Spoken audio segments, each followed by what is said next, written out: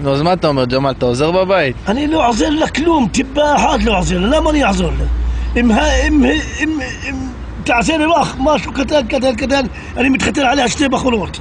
רגע, אבל אתה עושה קפה? אצלנו בדת, תגיד, אתה עושה קפה לאשתך לפעמים? לא קפה, בלא תה, בלא כלום לא עושה לה. כן, למה אני אעשה לה?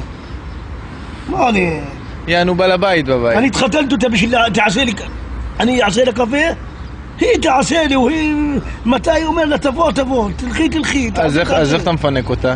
מפנק אותה הכל, בלילה חלס, זה בשבילי הכל האישה. כן? מהערב עד הבוקר. מהערב עד אם הבוקר. אומרת לי הלילה לא, אני אומר לה תלכי לבית אבא שלך. אסור תגיד לי לא. מתי היא חולה, אני מכיר חולה. מתי היא בריון, מכיר בריון. ושהיא חולה אתה עוזר לה? מתי היא רמזור אדום, אני מכיר, אני יודע שהיא רמזור אדום במחזיר. במחזור. תגיד לי, ושהיא בהיריון וחולה, אתה נותן לה דברים וכאלה?